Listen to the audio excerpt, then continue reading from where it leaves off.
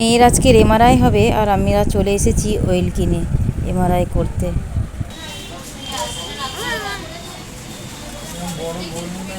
তো আমরা বাড়িতে চলে এসেছি মেয়ের রিপোর্ট করে। বিকেলবেলা তো 7:30টার পরে যেতে বলেছে রিপোর্ট আনতে। তো চলো রেডি হয়ে গেছি, মেয়ের রিপোর্ট আনতে যাব। এখন প্রায় 6:45 বাজে, 7টার পরে যেতে বলেছে, যেতে একটা টাইম লাগবে।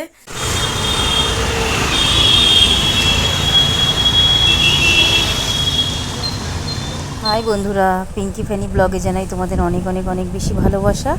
আশা করি তোমরা সবাই ভালো আছো।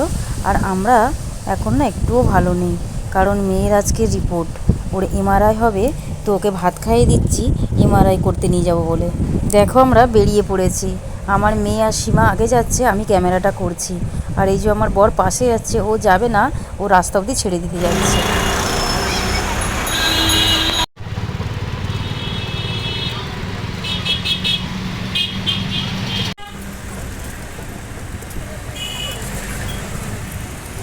এখানে ভিডিও করার একটাই কারণ, তোমাদের দেখাচ্ছি। দেখো বন্ধুরা, অটোর লাইন কত! এই এত লাইন ঠেলে যদি আমি লাইন দিই, তো আমার ওখানে 11টায় পৌঁছানোর কথায় অয়েল কিনে রিপোর্ট করার জন্য। আমি মনে হয় 1টায় পৌঁছাবো, এত লাইন। তাই রিক্সায় করেই চলে গেলাম। একটু বেশি ভাড়া নিল, কিছু করার নেই, কারণ এত ভিড় ঠেলতে গিয়ে আমার মেয়ের রিপোর্টটাই হবে না। ওই জন্য রিক্সায় করে আমরা 3জনে বেরিয়ে গেলাম।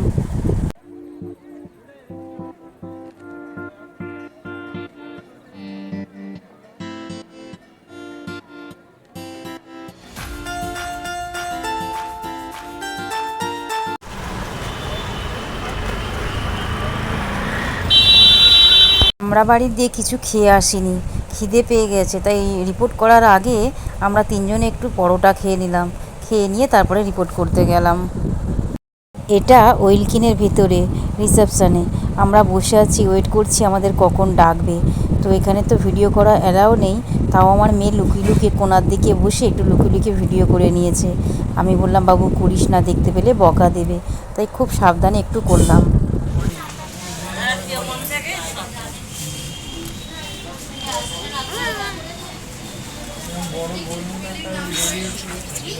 আমি তো ভিতরে বসেছিলাম, এরা বাচ্চা মানুষ বোর হয়ে যাচ্ছে। তাই বললো আমরা একটু বাইরে যাই। আমি বললাম, যা সামনেই থাক, ডাকলে তোদের ডেকে নেব। তো ওরা দুজনে বাইরে বসে অনেক ফটো তুলেছে। পরে আমি দেখলাম যে অনেক ভিডিও করেছে, ফটো তুলেছে। এটা হচ্ছে একটা হাই স্কুল।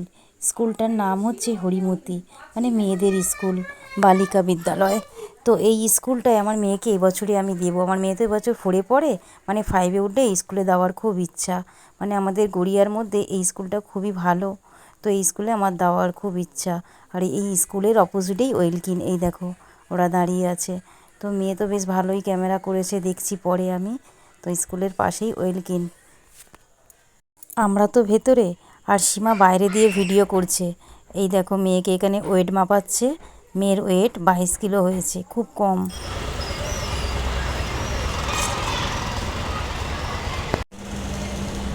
এমআরআই করতে নিয়ে গেছি, ওখানে দেখছি আমার আগে অনেক লাইন। তো মেয়ে বলল খিদে পেয়েছে, তাই সামনে একটা মশলা মুড়ির দোকান ছিল, ওকে একটু মশলা মুড়ি খাওয়াতে নিয়ে এলাম। তো খেতে না খেতেই আমাদের ডাক দিল, মানে গার্ডম্যানটা এসে বলল, দিদি আপনাদের চলে এসেছে, চলে আসুন। তো আর মশলা মুড়িটা খাওয়া হয়নি, সীমার কাছে দিয়েই আমরা দুজনে তাড়াতাড়ি করে চলে গেলাম। তো ও তো মেয়ে তো খুব ভয় পাচ্ছিল। আমি বললাম, বাবু ভয় পাস না, কিছুই হবে না, জাস্ট একটু জোরে জোরে আওয়াজ হবে। তো ভয়ে ভয়ে নিয়ে গেলাম ওকে। দেখো কত জোর বৃষ্টি চলে এলো।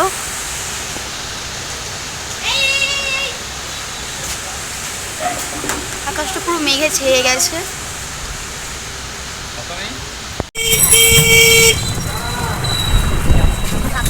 তো চলো আমরা এবার বাড়ি চলে যাচ্ছি।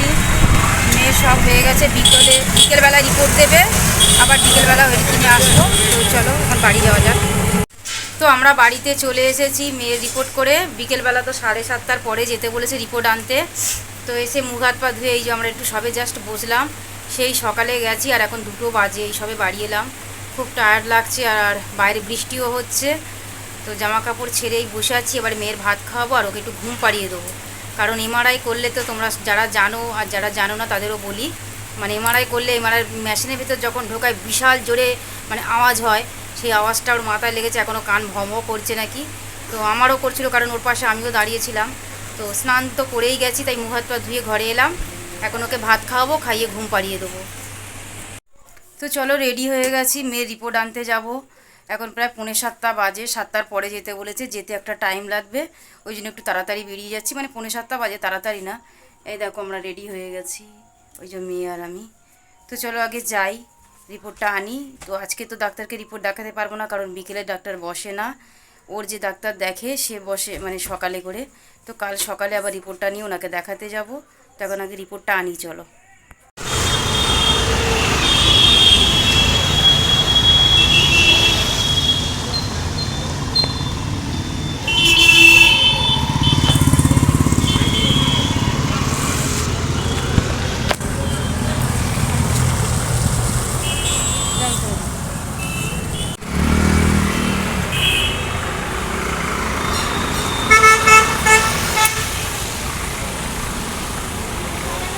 এবার আমরা মেন রোড পার করবো।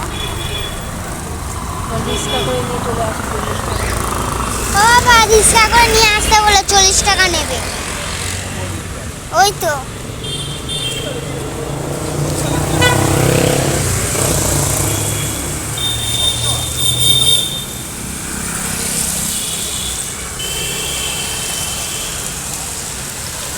পরিমুখী স্কুল, এই যে ওইটা পরিমুখী স্কুল। এখানে কত ফ্লাওয়ার্স।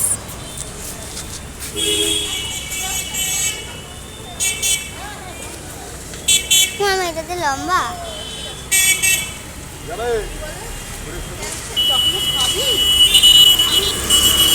চলো দেখে আসি।